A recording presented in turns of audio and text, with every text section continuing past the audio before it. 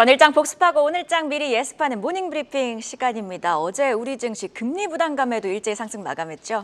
네, 맞습니다. 어제 우리 증시 양대 시장 모두 빨간불 켰습니다. 특히 그간 쉬어갔던 2차 전지주가 일제히 상승하며 지수 상승에 기여한 점 특징적이었습니다.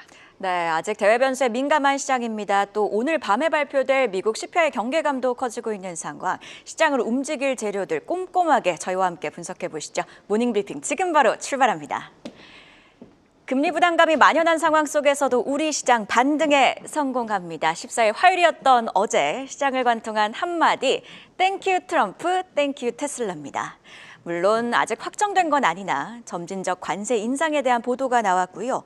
업종단에서는 땡큐 트럼프, 미국의 중국 조선견제 움직임에 조선주들이 강세, 땡큐 테슬라, 테슬라 호재 속 2차 전지주들이 일제히 강하게 올랐습니다.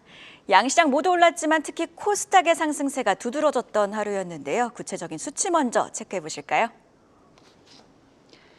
건강한 조정인지 하락장의 시작인지 헷갈리던 찰나에 다행히 어제장 양대지수 동반 상승이 나왔습니다. 코스피는 개인이 홀로 매수하며 2,497선에서 마감했는데요. 아쉽게도 외국인이 코스피 시장에서 3거래일 연속 매도세를 보인 만큼 오늘은 수급 회복이 이루어질지 관심 있게 봐야 할 것 같습니다.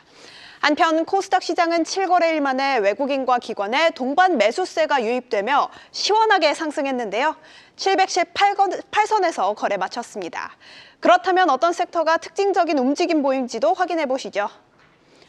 먼저 유리기판 섹터가 강세 보였습니다. 엔비디아의 신제품 블랙웰의 발열 문제가 불거지며 낮은 열 전도율을 가진 유리기판이 최근 주목받고 있는데요. 전 세계 시장 규모가 올해 9조 원에서 오는 2028년 11조 원까지 커질 것으로 전망되고 있는 가운데 어제장 시장 확대에 대한 기대감에 일제히 상승했습니다. 특히 세계에서 가장 먼저 반도체용 유리기판 양산에 들어갈 것으로 기대되는 SKC, 어제장 4%대 강세 보였습니다. 다음으로 광고 섹터도 강했습니다. 어제 중국 당국이 틱톡의 미국 사업부를 일론 머스크 테슬라 CEO에게 매각하는 방안을 검토 중이라는 소식이 전해졌기 때문인데요. 특히 틱톡의 공식 파트너사인 모비데이즈는 상한가 터치했습니다. 마지막으로 최근 고전을 면치 못하고 있는 양자 암호 섹터, 어제장에서 크게 빠졌습니다. 한국 첨단 소재가 하한가, ICTK는 6%대 약세 보였는데요. 젠슨 황에 이어 마크 주커버그 메타 CEO 또한 양자 컴퓨터의 실용화가 먼 이야기라고 전망하며 미국 증시에서 아이온큐, 리게티 컴퓨팅 등 관련주들이 일제히 하락했고요. 우리 시장 양자 암호주들도 동반 약세 보였습니다. 그렇다면 어떤 뉴스가 시장을 움직인지도 확인해 보시죠. 네, 어제 지수를 움직였던 굵직한 헤드라인부터 먼저 체크해 보겠습니다. 첫 번째 헤드라인, 트럼프 점진적 관세 인상론 등장. 중국 정부는 위안화 안정 의지 표명입니다. 크게 보면 두 가지의 굵직한 재료가 있었던 건데요. 먼저 중국 증시부터 보면요.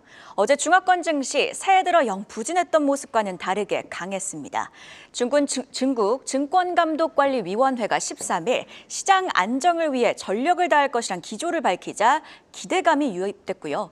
관련해서 위안화도 하락세를 멈추자 반등에 성공했습니다. 중국 증시 강세도 국내 증시 투심 개선에 일부 영향을 줬는데요. 자, 그런데 가장 중요했던 핵심 재료는 바로 트럼프의 관세죠. 블룸버그가 소식통을 인용하며 트럼프의 당선인의 경제팀이 점진적, 그러니까 매달 관세를 2%에서 5% 인상하는 안을 검토하고 있다고 전했습니다. 다음 페이지 보실까요? 어떻게 보면 관세를 카드 할부처럼 적용을 하겠다는 건가 이렇게 생각이 들기도 하는데 협상력을 극대화하고 물가 충격을 고려한 조치라는 분석도 덧붙였습니다. 보편 관세가 아닌 점진적 관세, 이에 인플레이션 우려가 완화되면서 어제 장중 미국 증시 선물이 상승하기 시작했고요. 여기에 환율도 안정됩니다. 다음 페이지 보시죠. 보편 관세 우려가 완화되면서 전일 110까지 치솟았던 달러 인덱스는 소폭 누그러들었고요. 여기 앞서도 짚어봤듯 중국의 위안화가 안정된 점도 원화 가치 상승에 일조했습니다.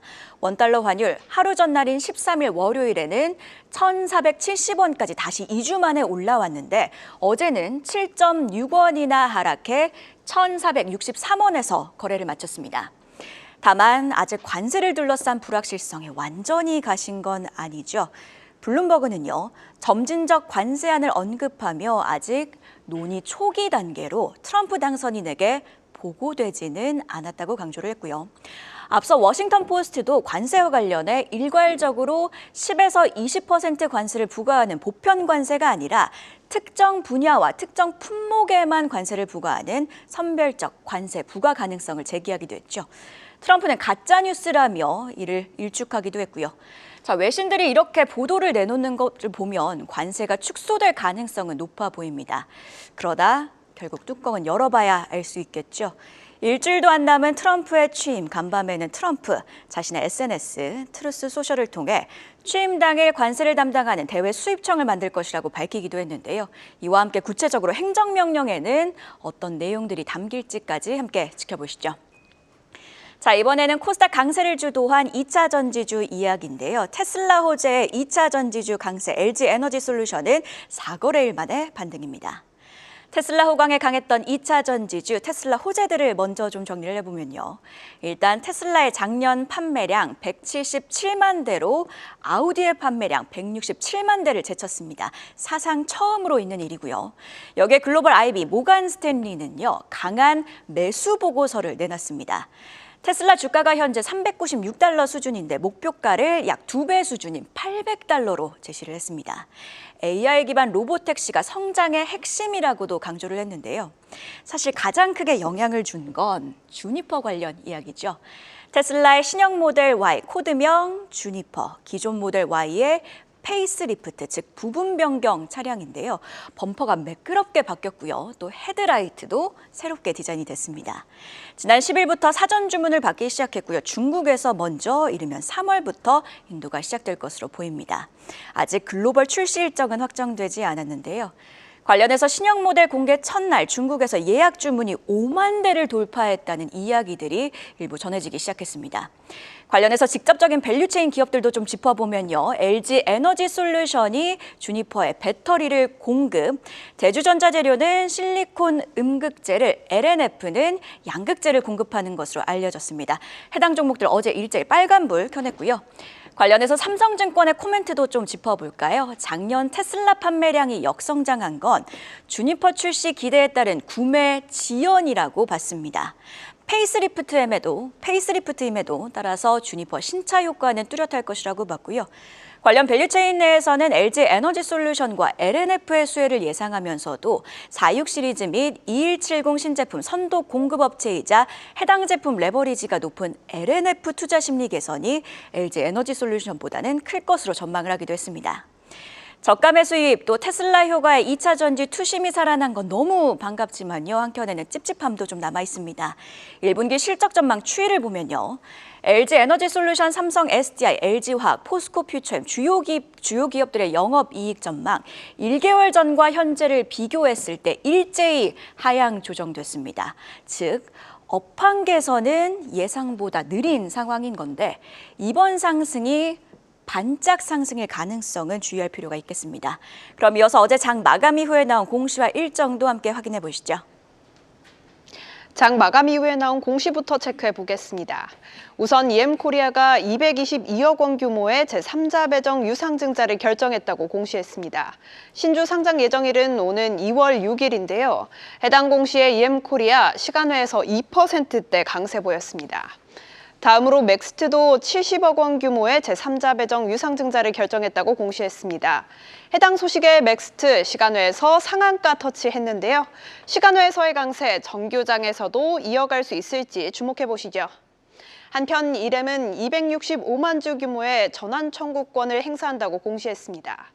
발행 주식 총수 대비 4.7%에 해당하는 규모로 전환 금액은 약 30억 원에 달하는데요. 해당 소식에 이렘 시간외에서 4%대 약세 보였습니다. 마지막으로 오늘의 주요 일정도 확인해 보겠습니다. 먼저 미국에서는 12월 소비자 물가지수 CPI가 발표됩니다. 간밤 발표된 생산자 물가지수 PPI는 예상치를 하회하며 인플레이션에 대한 우려를 조금은 덜게 됐는데요. 한국 시간으로 저녁 10시 반에 발표될 소비자 물가지수 또한 예상치를 하회한다면 금리 인하 기대감이 우리 시장의 상승 재료로 작용할 수 있는 만큼 관심 있게 지켜봐야겠습니다.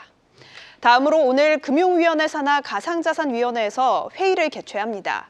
업계에서는 이번 회의를 통해 법인의 가상자산 거래소 실명 계좌 발급을 단계적으로 허용하는 방안이 검토될 것으로 전해졌는데요. 가상화폐 관련주들이 움직일 수 있으니 주시해 봐야겠습니다. 마지막으로 오늘부터 이틀간 인공지능 소프트웨어 전문기업 와이즈넛과 교육 콘텐츠 기업 데이원 컴퍼니가 공모청약에 들어갑니다. 와이즈넛의 공모가는 17,000원, 데이원 컴퍼니의 공모가는 13,000원으로 확정된 점 참고해 보시죠.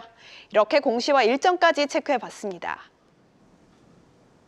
네, 금리가 높아서일까요? 지난주와는 분위기가 다르게 외국인 어제 코스피를 일제히 팔고 있습니다. 오늘도 매도세가 지속될지 함께 지켜보셔야겠고요. 또 간밤에는 중소형주 중심의 랠리가 펼쳐졌습니다. 다만 대형주들은 약세를 보인 상황인 건데 오늘 우리 증시에서도 중소형주 위주의 장세가 나타날지 함께 지켜보시죠. 한 발 더 들어가는 투자인사이트 모닝 브리핑이었습니다. 계속해서 다양한 경제 이슈를 알고 싶다면 구독과 좋아요, 알림 설정 부탁드립니다. AI 캐스터 권미정이었습니다.